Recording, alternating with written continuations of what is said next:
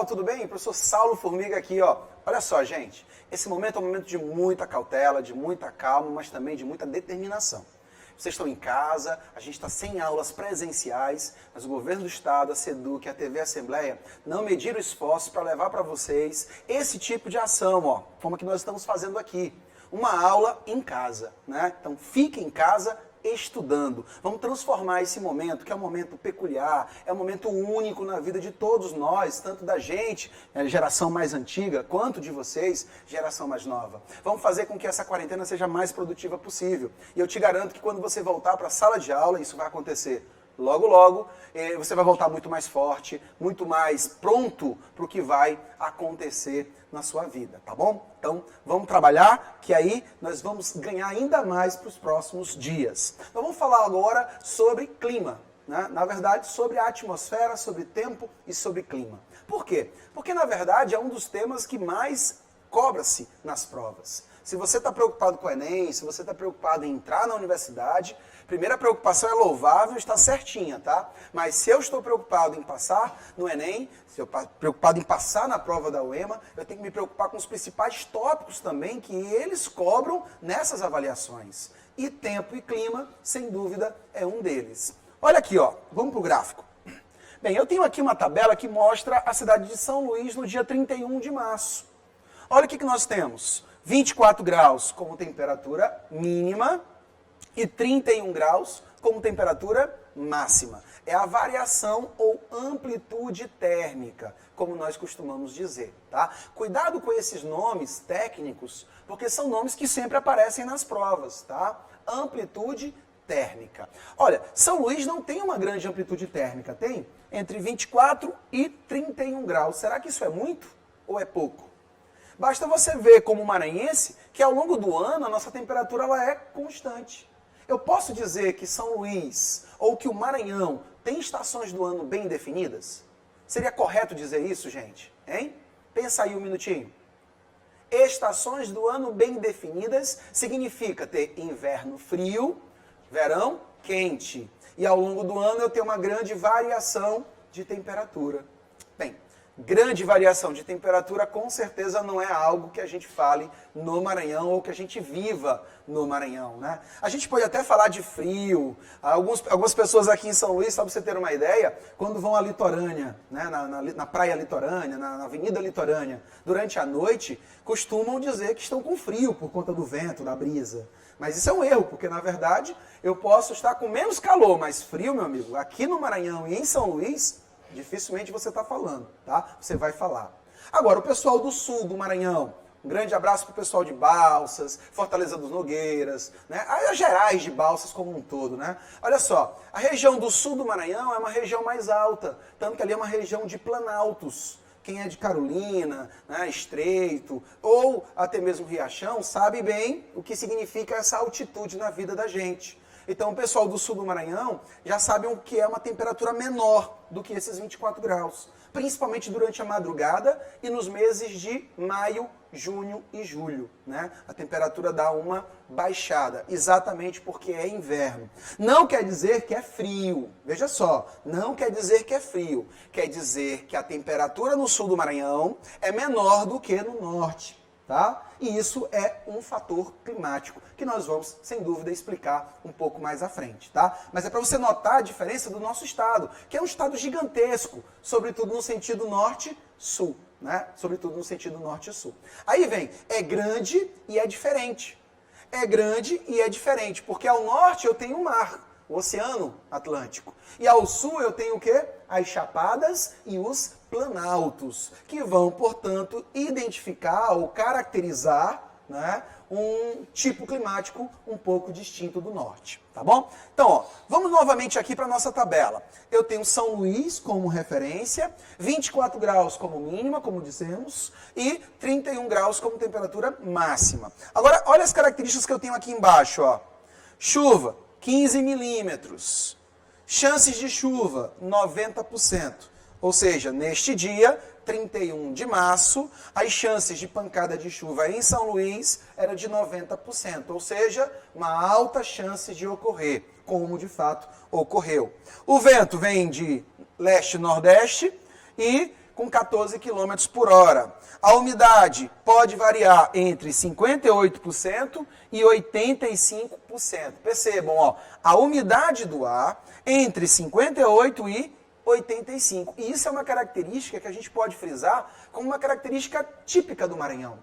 Tanto faz ao norte ou ao sul, é comum a gente ter essa média bem aqui em todo o estado. Porque o estado do Maranhão é um estado úmido, tá? Extremamente úmido. Diferente, por exemplo, de Brasília. A capital do país tem momentos, principalmente no inverno, em que a umidade relativa do ar pode chegar a menos de 20%. E sabe o que significa? Toque de recolher. As políticas públicas voltadas para a saúde coletiva fazem com que as pessoas fiquem em casa. É o caso das escolas fecharem, porque a umidade do ar muito baixa faz com que uma grande quantidade de pessoas adoeça, sobretudo com problemas respiratórios. Tá? A OMS recomenda que 20% é o mínimo tolerável. Tá? Então, quando ela cai para 18%, isso se transforma num problema de saúde pública, tá? Que não é o caso para o nosso estado. E o sol nasce às 5h58 da manhã e se põe às 6h03 da tarde. Olha só, gente, esse quadro aqui é um quadro resumo de como São Luís estaria no dia 31 de março. Aí eu pergunto para vocês, isso aqui está resumindo o tempo de São Luís ou o clima de São Luís? Tempo ou clima? Tempo ou clima? Bem, já sabe a resposta?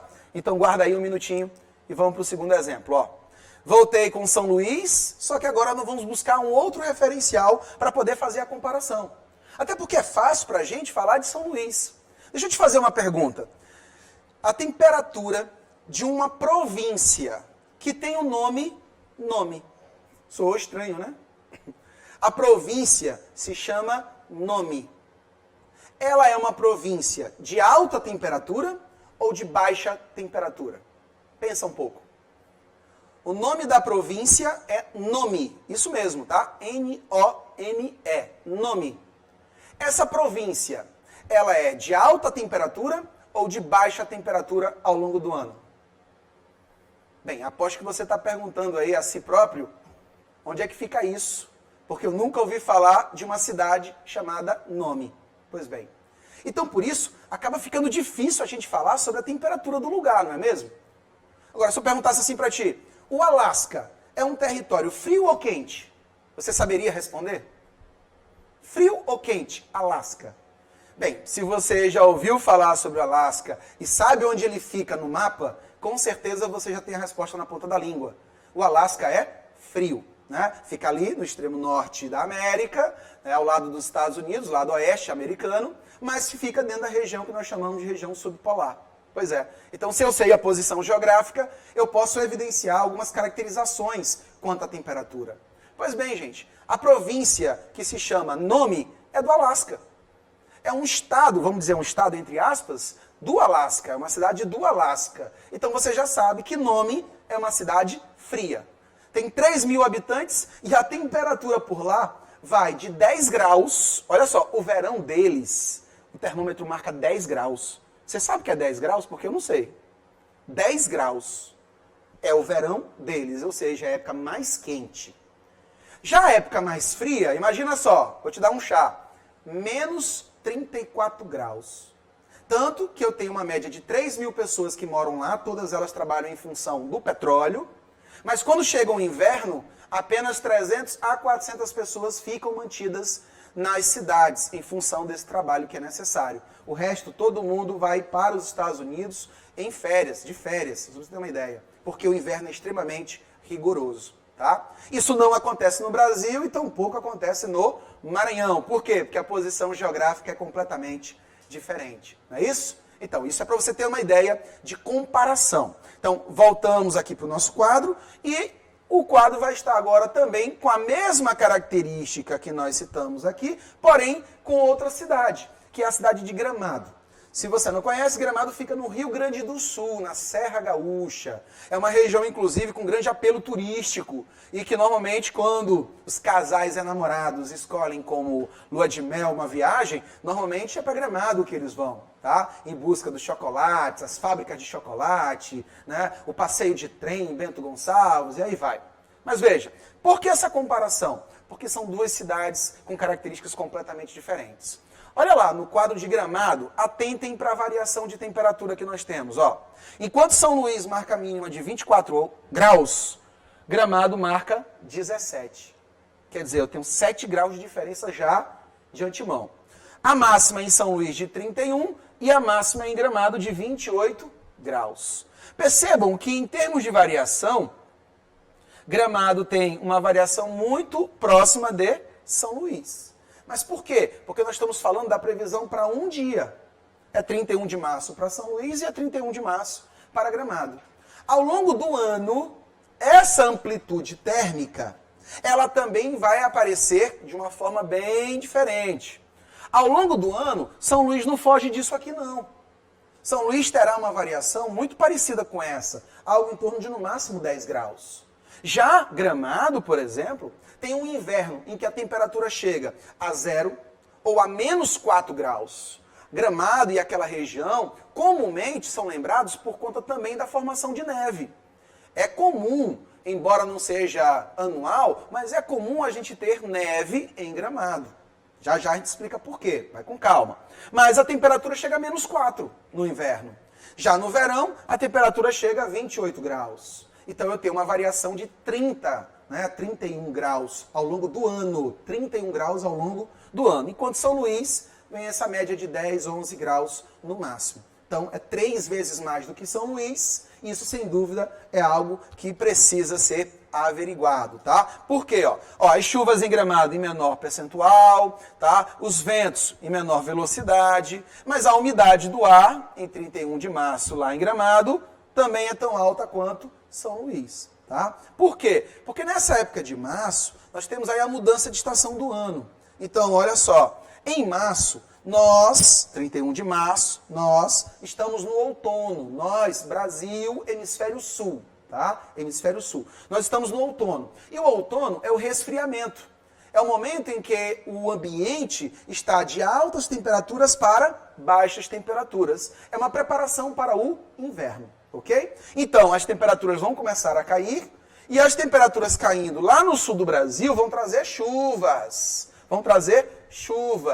Chuvas que vão caracterizar o inverno dessa região, ok? Já em São Luís, o nosso período chuvoso vai se estender até julho, começando no verão, em dezembro, e vai até julho. Esse primeiro semestre é o primeiro semestre do verão-outono, e é onde eu tenho concentrada as chuvas no Maranhão, tá? Assim como boa parte do Brasil do centro-norte. Nós temos chuvas de verão no Brasil do centro-norte, incluindo o Maranhão, e chuvas de inverno no Brasil do centro-sul, com as estações do ano bem definidas, tá ok? Então, a diferença básica entre os dois é a relação que nós assistimos como agentes do clima, ou agentes climáticos, tá? Nesse caso, é bom lembrar que todas as duas cidades tiveram aqui a sua alimentação enquanto condição atmosférica. Eu tive as condições atmosféricas de São Luís num dado momento e as condições atmosféricas de Gramado num dado momento. Só que é bom lembrar que mesmo aquelas condições específicas trabalhando o tempo, eu também posso falar sobre o clima, mas em um sentido um pouco mais amplo. Quando eu falo de tempo, eu falo das condições atmosféricas de um dado lugar, mas em caráter passageiro. Deixa eu voltar aqui um pouquinho, Lembra de São Luís? Máxima de 31 e mínima de 24. Mas isso era para São Luís no dia 31 de março.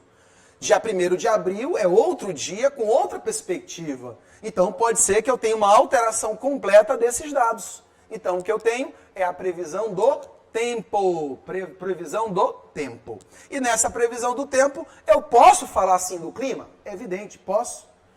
O tempo, na verdade, é a base de estudos para você caracterizar o clima. Cuidado, porque tem algumas pessoas que criam aquelas regrinhas mágicas de estudo e que acabam cometendo erros grotescos. Olha só, gente, não pense que tempo é o que muda e clima não muda, tá? Não façam isso, por favor. Vá pelo raciocínio lógico. Olha só, como é que está a sua cidade hoje?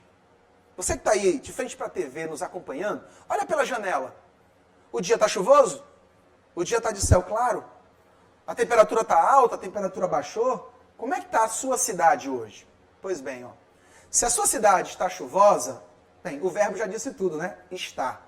Quer dizer que está chovendo nesse momento, mas não quer dizer que vai chover amanhã nesse mesmo horário. Então isso são condições passageiras. Portanto, nós estamos falando do tempo. Já se eu fosse falar de clima, teria que ser aquilo que é habitual. Por exemplo, ó, São Luís é uma cidade quente. Em vez de tratar, ó, São Luís está nublada. Isso aqui é uma condição do agora. Está nublada não quer dizer que é uma cidade nublada. Enquanto que quente é uma característica dela, própria dela. Ela sempre vai estar com alta temperatura, por conta da condição da posição geográfica, ou da condição dada pela posição geográfica, ok? Então, tempo e clima são conceitos diferentes, mas que trabalham a dinâmica atmosférica, tá? Olha o detalhe, gente. Te liga no detalhe. Para eu caracterizar o clima de uma região, como São Luís, foi preciso estudar durante décadas a cidade. Medindo a temperatura, medindo a umidade, medindo a pressão atmosférica. É bom lembrar que a UEMA, por exemplo, a nossa universidade estadual, ela tem um centro meteorológico de pesquisas. Então tem vários lugares aqui em São Luís, em especial, mas não só em São Luís, também pelos municípios afora, em que nós temos sensores instalados pela universidade que vai captar a temperatura nesse momento, o vento nesse momento e a umidade do ar. Através dessas imagens, através desses dados, o Centro Meteorológico da UEMA consegue, portanto, trabalhar a previsão do tempo. Só que, olha, esse tipo de dado ele vai ser estudado ao longo do ano inteiro e ao longo de décadas. Para quê? Para instituir um caráter, ou seja, aquilo que é mais habitual, a caracterização da atmosfera de um lugar, ok? É bom lembrar que, ao longo dos anos, esses estudos de décadas sobre temperatura, umidade, eles nos dão suporte para entender o que realmente mudou. Por exemplo, eu lembro quando eu era menino, e isso faz um longo tempo, as chuvas em São Luís, elas começavam pela manhã e se arrastavam durante o dia inteiro. Vocês lembram disso? Não, né? O pessoal mais antigo com certeza vai lembrar. Gente, era chuvisco, era comum em São Luís chuvisco. Durava o dia inteiro e durava semanas. Eu lembro que a gente era moleque, a gente queria jogar bola e não podia. A mãe dizia que não podia pegar aquele chuvisco, senão ia gripar, ia ficar doente, ia dar trabalho. Hoje não. Hoje, se você perceber, as chuvas acontecem ali em 30, 40 minutos. É aquele mundaréu de água, mas depois o sol abre. Eu tenho uma oscilação entre chuva e sol muito grande ao longo de um único dia. Enquanto que antigamente isso já não era tão comum. Quer dizer, houve uma mudança na forma com que este clima acontece. Só que isso não alterou a temperatura média, isso não alterou o volume de chuva médio. Olha só, não está chovendo mais do que chovia. Não está chovendo menos do que chovia. Acontece que a chuva está concentrada num espaço de tempo menor. E com isso a gente tem os impactos de uma forma muito mais grosseira. Ora, se chove em uma hora o que era esperado para o dia inteiro, evidentemente que a nossa superfície, a cidade, ela não consegue se livrar daquela água na superfície tão rápido quanto ela chega. Então isso vai gerar alagamentos, isso vai gerar, sem dúvida, erosão, isso vai trazer alguns tipos de problemas, como, por exemplo, a cidade de Pedreiras, Trizidela do Vale, a Sailândia e Santa Helena, na Baixada Maranhense, também acabam sofrendo, né? Muito comum, em função do transbordamento dos rios, ok? Então, para a gente poder entender o que está acontecendo, é preciso fazer esse levantamento. E ao longo da história, exatamente para quê? Para que a gente possa ter condições de intervir, de descobrir por que isso está acontecendo e quais os fatores que nos trazem essas características. Entendido? Bem, continuando sobre dinâmica climática, nós temos aqui uma colmeia, que vai trazer as ligações entre os termos. Ó, clima, condição habitual de uma atmosfera, como nós já vimos, mas para falar de clima, eu preciso trazer os elementos climáticos e os fatores climáticos, tá? Os elementos climáticos são aqueles que caracterizam o clima. Tá? Caracterizam o clima. Portanto, agentes que atuam diretamente no clima. Tá? Quem são eles? Temperatura, umidade, pressão. Ok? Quando eu falo de caracterizam o clima, é exatamente por isso. Ó. São Luís é uma cidade quente e úmida. ok? O Maranhão é um estado quente e úmido. Então, de altas temperaturas e alta umidade, ok? Caracteriza o clima da região. Quando eu penso em fatores, são os indiretos. Por quê? Porque os fatores alteram os elementos, que por sua vez alteram o clima. São Luís é quente e úmida, foi o que nós dissemos, não é isso? Agora, para eu mudar o clima de São Luís, eu tenho que mudar a temperatura e a umidade. E quem pode alterar essa temperatura e essa umidade? Os fatores, só que indiretamente. Ó, latitude, altitude, vegetação, relevo, maritimidade, continentalidade. Você sabia que 50% das chuvas que caem na Amazônia vem da própria floresta amazônica? Pois é. 50% vem da floresta amazônica em função da evapotranspiração e os outros 50% vêm dos ventos alísios, que são aqueles que montam o que nós chamamos de zona de convergência intertropical. Olha só, se eu desmato a Amazônia, eu perco, então, parte dessas chuvas consideráveis, né? 50% vem da própria mata. Se eu destruo a mata, estou destruindo também a fonte das chuvas. A evapotranspiração é quando os seres vivos transpiram, fazem as trocas gasosas, e nessa troca gasosa acaba eliminando o quê? Água no estado gasoso. Perfeito? Lá a mata é densa, as folhas são largas, e com o calor elas acabam transpirando demais. É como a gente. Nossas cidades são muito quentes. Então, durante a época lá de setembro e outubro, em que as chuvas deram uma trégua, é comum a gente estar numa suadeira, né? Por conta das altas temperaturas. Pois bem, o teu corpo está suando para poder manter a temperatura interna dentro daquilo que é otimizado, dentro daquilo que é favorável para as tuas células. Então, o suor é um regulador térmico do teu corpo, tá bom? É um regulador térmico do teu corpo. Então, ó, latitude, altitude, vegetação e maritimidade podem alterar a temperatura e a umidade. Tem algum lugar no Equador que pode ter um clima parecido com o clima dos polos?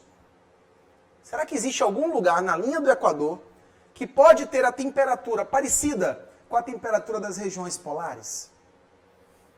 Pensa aí comigo um minutinho. Bem, você com certeza deve estar pensando assim, na linha do Equador os raios solares são perpendiculares, raios perpendiculares significa alta temperatura, então não. Na linha do Equador eu não posso ter uma temperatura semelhante ao que eu tenho nos polos. Mas aí é um equívoco, gente, sabe por quê? Porque existem situações em que a temperatura ela vai cair muito. E quem mais traz isso é a altitude. A altitude. Então no Equador eu tenho a Cordilheira dos Andes, bem aqui do nosso lado. Né? Ali no Peru, no Equador, no Chile. Então se eu for para as regiões dos picos montanhosos, como da Cordilheira dos Andes, lá eu vou ter, por exemplo, gelo eterno. As temperaturas são eternamente negativas. E isso veio em função da altitude. Então, essa combinação de fatores e elementos é que vai, portanto, definir a característica do clima de uma região. Ok?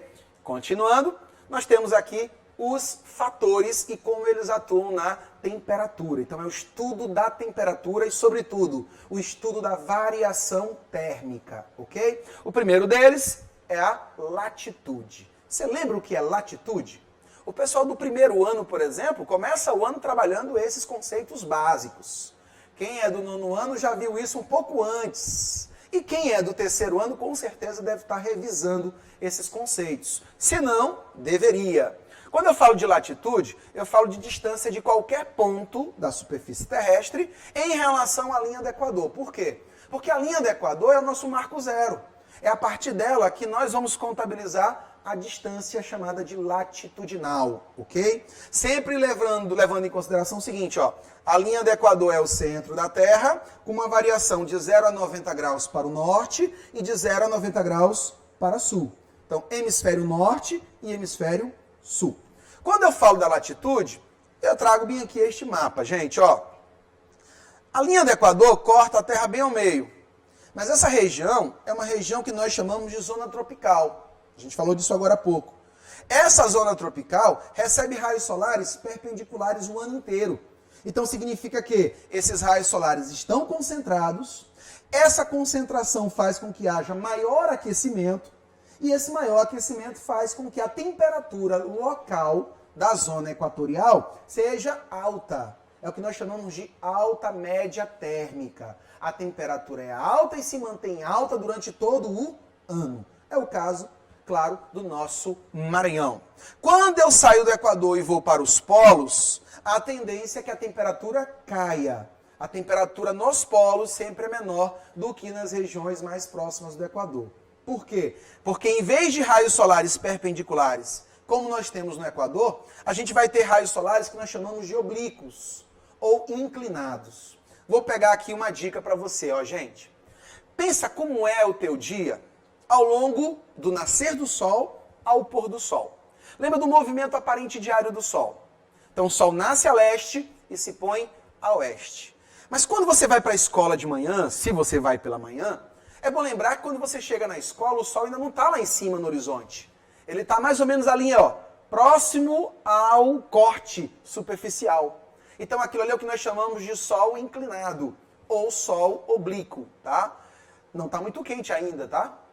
Diferentemente de 10 horas da manhã, não é mesmo? Às 10 da manhã você já vê o sol no horizonte e ele já está alto no horizonte, assim como o meio-dia. Quanto mais próximo do meio-dia, maior é a sensação térmica que nós temos. Sol ao meio-dia quer dizer sol a pino. Quer dizer que o sol está perpendicular à superfície. E é o momento em que eu tenho a maior temperatura do dia, principalmente aqui no Maranhão. Mas depois do meio-dia, a gente vai perceber que o sol vai se deitando no horizonte. Então quer dizer que ele deixou de ser perpendicular e ele passou a ser oblíquo, ou seja, inclinado. Quanto mais próximo do pôr do sol, menor vai ser a temperatura do dia. Não é verdade?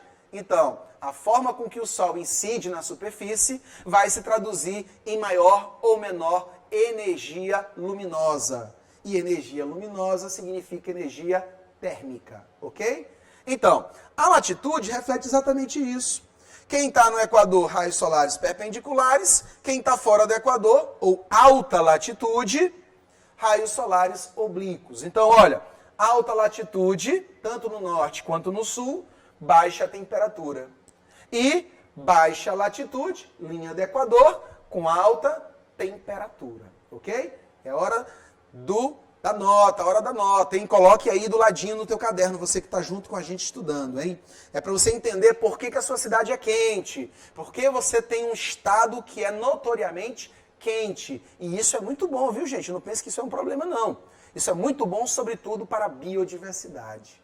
Se você lembrar bem, qualquer que seja a cidade aqui no Maranhão, você tem muitas frutas, né, ao teu redor, né? Goiaba, manga, bacuri, jussara. Gente, nós somos muito ricos em vida, né? Sobretudo em vida vegetal. Então, essa riqueza ela vem exatamente por isso. Ó. Lembra da experiência que nós falamos? Luz, calor e umidade. São as receitas necessárias, são os elementos necessários para a receita da biodiversidade. Anotado aí? Combinado? Então vamos passar para a próxima. Altitude, tá? A altitude é a distância de qualquer ponto em relação ao nível do mar. Eu estou falando de uma distância vertical, tá? O nível do mar, porque ele é o nosso referencial como convenção internacional. Eu trouxe aqui uma figura que, inclusive, já caiu em várias provas de vestibulares e que também pode estar frisando no teu, né, ilustrando no teu livro. Eu trouxe aqui 3 cidades de São Paulo, tá? Campos do Jordão, que está a pouco mais de 1.000 metros de altura em relação ao nível do mar. Entre 1.000 e 2.000, na verdade, vamos colocar aqui 1.500. São Paulo, capital, que está a 1.000 metros de altitude. E Santos, na Baixada Paulista, tá? Está no litoral, ó, tá aqui, ó, praia, tá? Onde tem um porto de Santos. São 3 cidades diferentes, mas que apresentam características térmicas diferentes. Olha só, gente, ó. A temperatura em Campos do Jordão, 18 graus Celsius. Enquanto que em São Paulo, 20 graus Celsius. Enquanto que em Santos, 22 graus Celsius. Quer dizer o quê? Que eu tenho uma variação de 2 graus de uma cidade para a outra. Nesse caso, elas estão praticamente na mesma latitude, só que estão em altitudes diferentes. Então, o que nós vamos pegar como lição disso? Ó? Quanto mais alta latitude, mais baixa a temperatura. Quanto mais baixa a altitude, mais alta temperatura. Isso tem a ver com a forma com que esta localidade de alta altitude, ela absorve os raios solares. Normalmente os picos montanhosos são áreas muito irregulares e pequenas. Então, quanto menor a área, menor a recepção de luz e menor o calor produzido. Ok? Próximo, maritimidade e continentalidade. Quando você fala disso, você fala da proximidade e o afastamento em relação às águas oceânicas, tá? Pega como exemplo sempre as águas oceânicas. Não esqueça que a água do mar, a água oceânica, ela é a maior lâmina de água do planeta. E a água, ela tem uma função assim, exponencial nesse processo, que é de regulação térmica. Quer dizer que a água não se aquece e não se resfria rapidamente. Então, com isso, ela consegue manter uma regularidade. Quanto mais longe do mar, mais distante dessa regularidade. Então, imagina, qual é a consequência disso? Quanto mais longe do mar, menos regular é a manutenção da temperatura. Então, inversamente a isso, maior a oscilação da temperatura do lugar. Então, olha só, nós vamos pegar aqui como exemplo as figuras. Eu tenho aqui, ó, duas figuras que mostram um deserto e mostram uma cidade litorânea, tá? Olha o que nós temos, ó. No deserto, os raios solares vão fazer com que a superfície absorva muita luz. E isso vai fazer com que ele também libere muito calor. Só que o deserto, durante o dia, ele é muito quente, por falta d'água. Mas durante a noite, ele é muito frio. O Saara, por exemplo, chega a marcar 0 grau durante a noite. Não sei se vocês já viram filmes com o Saara, as pessoas andam sempre muito bem vestidas, né? Dos pés à cabeça. Para proteger do sol, mas também para proteger do frio durante a noite. Aquelas roupas, elas usam um tecido térmico que é muito propício a isso. Tanto para o calor do dia, quanto para o frio da noite. Já a cidade litorânea, como São Luís, Araioses, Tutóia, né, Guimarães, entre outras, são cidades em que o oceano faz um trabalho brilhante de regulação. Ou seja, durante o dia elas não conseguem se aquecer muito, porque o mar não permite, mas durante a noite também não resfriam muito, porque o mar consegue manter essa temperatura, tá? Então o nome disso é maritimidade, ok? E um bom exemplo para a gente fechar isso são as brisas. São os ventos que ocorrem no litoral. Para você que mora no litoral, eu vou lembrar você de uma coisinha que talvez você nunca tenha percebido. Por que o vento sopra em uma direção durante o dia e em outra, completamente oposta, durante a noite? Você já pensou nisso? Olha só. Olha o que essas setas estão me mostrando. Durante o dia, tanto o oceano quanto o continente são aquecidos. E esse aquecimento faz com que a temperatura se distribua. Ó. O oceano não consegue aquecer muito rápido. Então a temperatura no oceano fica menor do que no continente. Só que a temperatura maior no continente faz com que a pressão atmosférica seja menor. E os ventos sempre vão da alta pressão para baixa pressão. Então, ó, durante o dia, o mar está com menor temperatura, mas está com maior pressão. Então, durante o dia, o vento sopra do mar para o continente. Você que mora no litoral, por exemplo, você pode fazer essa observação tranquilamente. Durante o dia, o vento sopra do mar para o continente. E durante a noite, no sentido oposto. Por quê? Porque durante a noite não tem sol. Então, cada corpo vai ter o calor que conseguiu agregar durante o dia. Só que o continente perde calor muito rápido. E com isso, a temperatura do continente à noite cai. Coisa que não acontece no oceano, porque a água é um regulador térmico. Então a pressão fica maior no continente e com isso os ventos sopram do continente para os oceanos. Então, durante o dia, vento do mar para o continente, durante a noite, ventos do continente para o mar. É por isso que os pescadores normalmente saem para pescar antes do nascer do sol, para pegar carona com o vento. E sempre retornam antes do pôr do sol. Também pelo mesmo conhecimento, tá? Um conhecimento empírico, um conhecimento de vivência. A gente precisa aprender com eles, sem dúvida. Todo conhecimento é válido, gente. E é por isso que nós estamos aqui. A gente não vai ficar de braços cruzados enquanto estamos todos em casa. É a nossa quarentena produtiva, então fique em casa e estudando, ok? Até um grande abraço, até a próxima e vamos nessa!